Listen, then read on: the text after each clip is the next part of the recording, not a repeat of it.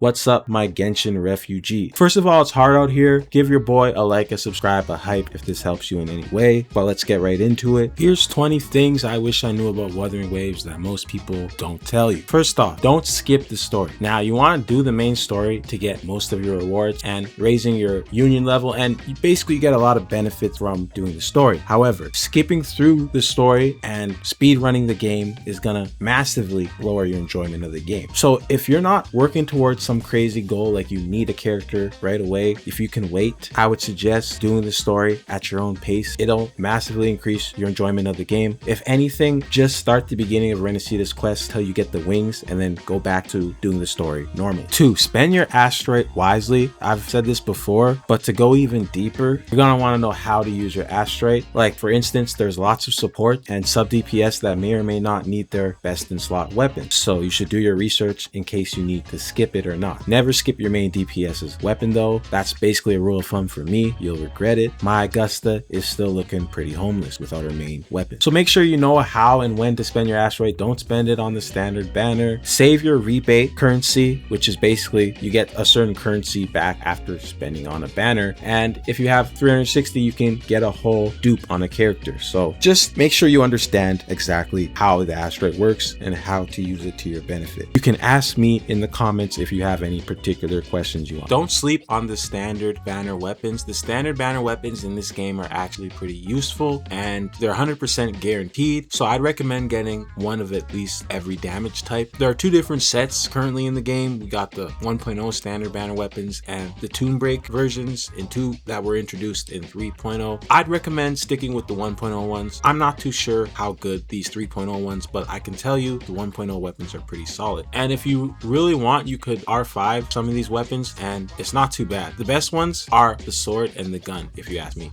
Number 4, the most important thing in your team is your main DPS. So don't spread your resources too thin. A lot of sub DPS may or may not be able to get away with lesser resources invested, maybe at a lower level. For instance, Sanhua, all you really need is for her to buff you. So getting her to an acceptable level, getting a decent artifacts, you don't really have to min-max them. You just want that boost. So when it comes to building characters, focus on your main damage dealers in your party, mainly the main DPS, maybe a sub DPS. A lot of buffers can be ignored in the moment. If you don't have enough resources to go around, you can build them at a later date. It's all about how your character's kits work. Make sure you know how they work so you can avoid overspending your resources at an early point in the game. Make sure you take advantage of the beginner banners. Currently in the game, there's a banner that gives you a guaranteed limited banner character from 2.0. Just make sure you are keeping track of these things because a lot of them are limited time offer and one time only things for new players. So make sure you take advantage of these beginner banners while you can. Another thing, learn how to dodge. Very underrated, but dodging and parrying and just getting good at the game are a major factor. Regardless of the fact that this is a gacha game, skill is a major part of Wuthering Waves. Of course, you can pay your way to win, but out of all the gacha games I've played, this is the most skill intensive and there are a lot of things you can do to get good. If you want to practice dodging and parrying, fighting the holograms are a great way to do this. There's holograms at all different points in the game, all different difficulty levels, so have fun with that. Don't waste your echo experience. If possible, hold out on raising your echoes. At least never min-max them until you get access to gold echoes. Also, if you level up an echo that you don't really want, there's a recycling system. If you go to your backpack and go to your echoes and follow the instructions, you can recycle your echoes and get some of those resources back. So make sure you're keeping track of this. Make sure you use this feature. It's a game changer. Also, raise your data bank as soon as possible. Not only do you get a lot of asteroids and rewards, it raises the drop rate of echoes. And you're going to be farming a lot of echoes in this game. That's very valuable. Make sure you spend your wavelengths, which is pretty much the energy system in this game. That's pretty much a no-brainer if you ever play gacha games. But in order to progress, you're going to want to spend your energy because if you let it cap and fill out, you're going to be behind in your progression. You can only progress oh so much every gaming session with these gacha games. The good thing about Wuthering Waves is it has resin overcap, where if you're not playing the game, it will store up some extra resin for you to spend. Really great feature that every gacha should have. So don't feel too pressured to play this game like every day, just every other day. Do your dailies for the same reason. They're the best resource for asteroid.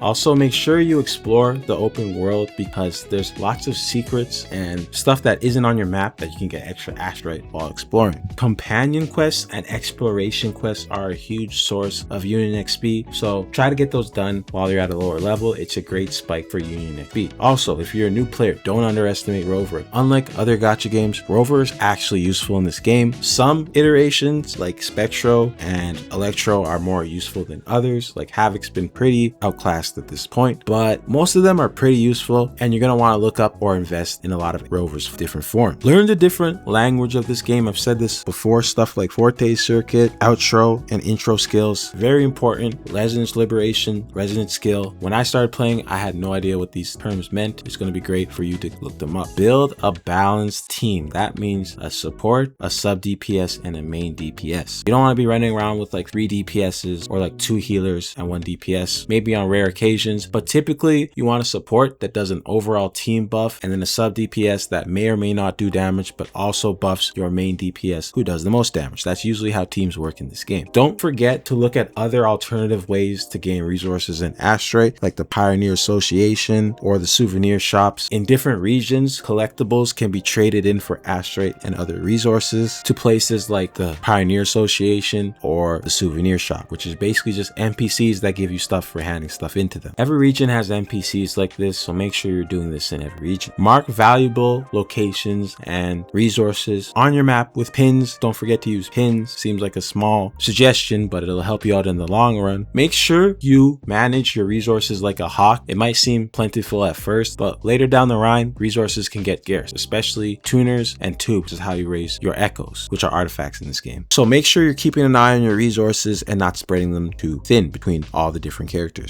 Do not impulse spend. This goes for any gacha, but I know a lot of people will get one pull and start pulling on the banner. One pull and pulling on the banner. Save your resources for characters you actually want. If you have to, look at leaks, look at data mine leaks. Also, earlier I mentioned the leak. Take leaks in with a grain of salt because they're not always 100% correct. A lot of the times, certain aspects end up being rumored. So never 100% believe what you hear in leaks. Just use them as like a frame of action. Also, you're going to want to prepare for the end game eventually if you're that type of player. Keep in mind for the end games, we have 3 currently in the game. There's the Tower of Adversity, Wuthering Waves, and Endstate Matrix. For Tower of Adversity, it's similar to pretty much every other gacha's end game if you've ever played Genshin Impact or something like that. And for it, you're going to need 3 solid teams minimum. For Wuthering Waves, you'll probably need at least 2 solid teams that have pretty good AoE. And Enfield Matrix, you're going to need 3 to 5 really strong teams as well as their own individual weapons and sets. Also, the meta for this game, the damage types that are really useful for the end game are Echo skill damage, Tune Break, and negative status damage. Keep those things in mind because that's pretty much how the meta goes these days with Wuthering Waves. But those are all the tips I have. Just be patient. At the end of the day, usually these games are designed so that if you just play the game normally, you unlock a lot of progression systems, your union level will increase, and so be patient. With the recent updates to Wuthering Waves, a lot of the systems have been laid out and are very intuitive, like building your character, milestones, it's all laid out in the game. So truthfully, you shouldn't even need this video that much. But if you have any questions in particular, leave them in the comments. I'll try to help you out. But yeah, those are the mistakes I made, and hopefully these are tips that will help you as a new player. That's all I got. Peace.